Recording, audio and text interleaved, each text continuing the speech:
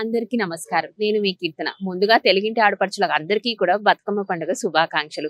బతుకమ్మ అంటే అందరూ ఆడవాళ్ళు కలిసి ఒక్కొక్క రకమైన సారీ అంటే ఒక్కొక్క రోజు నుంచి 9 రోజుల పాటు జరిగే ఈ వైభవం ఏదైతే ఉందో దుర్గమ్మ వారిని ఆరాధిస్తూనే బతుకమ్మ పండుగను కూడా నిర్వహిస్తుంటారు. దసరాకి ముందొచ్చే అక్టోబర్ 3 నుంచి అక్టోబర్ 12 వరకు కూడా ఈ బతుకమ్మ సంబరాలు ఎంతో వైభవంగా జరుగుతున్నాయి. 9 రోజుల బతుకమ్మలో 9 రూపాల్లో కూడా పూజిస్తూ ఉంటారు. అది మనందరికీ తెలిసిన విషయమే. అయితే మొదటి రోజు వచ్చేసి మనం బతుకమ్మను ఎంగిలి పూల బతుకమ్మ అని కూడా అంటాము. ఈ రోజు అయితే నువ్వులు, బియ్యం పిండి, నూకలు అన్ని కలిపి కూడా నైవేద్యంగా అమ్మవారికి సమర్పిస్తూ ఉంటారు. ఇక రెండో రోజు విషయానికి వస్తే గనక అటుకుల బతుకమ్మ అని చెప్తారు. ఈ రోజును సప్పిడి పిండి అంటారు, అటుకులు అంటారు, బెల్లం అంటారు. వీటితో కలిపి ఒక నైవేద్యం రెడీ చేసి అమ్మవారికి నైవేద్యంగా పెడతారు. ఇక మూడో రోజు కనుక మనం చూసుకుంటే ముద్దపప్పు బతుకమ్మ అని అంటారు. దీన్ని పప్పు, బెల్లం, పాలను ఈ మూడు మిక్స్ చేసి ఒక నైవేద్యంగా రెడీ చేసి అమ్మవారికి సమర్పిస్తూ ఉంటారు. ఇక నాలుగో రోజు వచ్చేసి నానబియ్యం బతుకమ్మ అని అంటుంటారు. నానబియ్యం, బెల్లం, పాలను కూడా సమర్పిస్తూ ఉంటారు అమ్మవారికి. ఇక ఐదవ రోజు వచ్చేసరికి అట్ల బతుకమ్మ అంటారు. ఈ రోజు అట్లను నైవేద్యంగా సమర్పిస్తారు.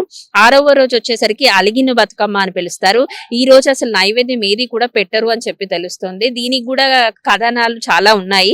అయితే ఏడవ రోజు వచ్చేసరికి వేపకాయల బతుకమ్మ అని అంటారు. ఈ రోజు మాత్రం బియ్యం పిండిని వేయించి వేపకాయలాగా తయారు చేస్తూ ఉంటారు. వాటిని నైవేద్యంగా అమ్మవారికి సమర్పిస్తూ ఉంటారు. ఇక ఎనిమిదవ రోజు వచ్చేసరికి వెన్న ముద్దల బతుకమ్మ అని పిలుస్తారు. ఈ రోజు నెయ్యిని, బెల్లంని అలాగే నువ్వుల్ని కూడా కలిపి నైవేద్యం చేసి అమ్మవారికి ఇస్తూ ఉంటారు. ఇంకా ఆఖరి రోజున వచ్చేసరికి 9వ రోజు సద్దుల బతుకమ్మ అని పిలుస్తారు. ఈ రోజు పులిహోర, కొబ్బరన్నం, నువ్వులన్నం, మలిదా అని అంటారు. ఆ పదార్థాన్ని కూడా జత చేసి అన్ని కలుపుకొని దాంతో ఒక నైవేద్యం తయారు చేసిన తర్వాత అమ్మవారికి ఆ నైవేద్యం కూడా సమర్పిస్తూ ఉంటారు. ఎవరైతే పెళ్ళైన మహిళలు ఉంటారో వాళ్ళందరూ కూడా అత్తారింటి నుంచి పుట్టింటికి వచ్చి ఈ బతుకమ్మలు అన్నది ఆడుతూ ఉంటారు. అయితే మనం ప్రస్తుతం హైదరాబాద్ లోని కర్బల్లా మైదానంలో ఉన్నాం. ఇక్కడ మనం చూసుకుంటే గనక ఇక్కడ ఉన్న వాటర్ అంతా కూడా శుద్ధి చేసే క్రమంలో ఈ రోజు ఉదయాన్నే మాజీ మంత్రి అయినటువంటి తలసాని శ్రీనివాస్ యాదవ్ కూడా ఇక్కడికి వచ్చి ఏర్పాట్లను చూశారు. అయితే వాటర్ కూడా కొంచెం లైక్ డర్టీగా ఉండడం వల్ల ఇక్కడ వాటర్ అంతా కూడా శుద్ధి చేయాలని చెప్పి బతుకమ్మకు ఆడే వాళ్ళు ఎవరైతే వస్తారో వాళ్ళందరికీ ఎటువంటి ప్రాబ్లం రాకుండా ఇక్కడ చుట్టుపక్కల అంతా కూడా షెడ్స్ కానివ్వండి, లేకపోతే వాళ్ళకి కావాల్సిన సదుపాయాలన్నింటినీ కూడా ఏర్పాటు చేయాలని చెప్పేసి అధికారులకు సూచించడం జరిగింది.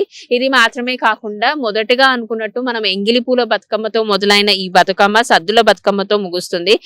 చుట్టుపక్కల ఉన్న పూలను కానివ్వండి, చెట్లను కానివ్వండి, ఏళ్ళను కానివ్వండి, గంగెడు పూలు, తుమ్మెద పూలు అని అంటారు, అవన్నీ తీసుకొచ్చి ఆ చక్కగా త్రికోణంలో వాటిని అలంకరించి ప్లేట్ లో పెట్టుకొని తర్వాత నది ఒడ్డున గానీ ఏదైనా చెరువులో గానీ ఇలా నిమజ్జనం చేస్తూ ఉంటారు.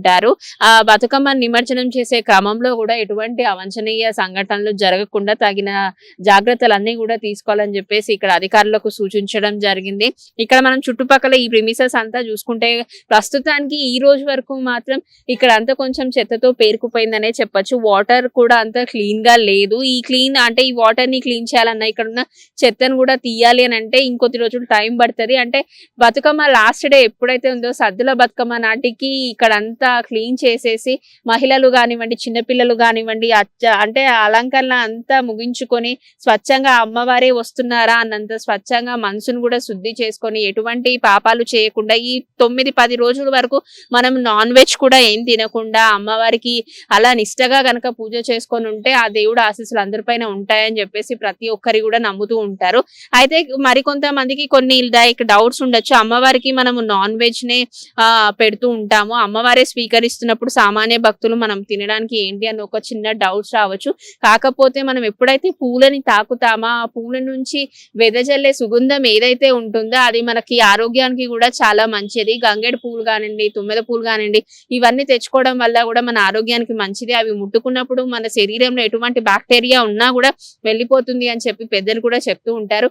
అలాంటిది ఈ కర్బల్లా మైదానం చుట్టుపక్కల ఇప్పుడు కనుక చూసుకుని ఉంటే అంత నీట్ గా లేదనే చెప్పొచ్చు. కానీ నేటి అక్టోబర్ 10వ తారీఖు కల్లా ఇక్కడ ఉన్న ప్రెమిసెస్ అంతా కూడా చాలా క్లీన్ గా నీట్ గా ఉండబోతుంది. వేలాది మంది భక్తులు ఇక్కడికి వచ్చి ఆడవాళ్ళందరూ కలిసి, చిన్నపిల్లలందరూ కలిసి బతుకమ్మ పండుగను ఎంతో వైభవంగా జరుపుకోబోతున్నారు.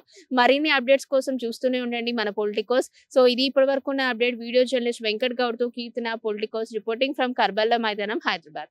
Please subscribe to the channel and download the Politicos app from the links in the description.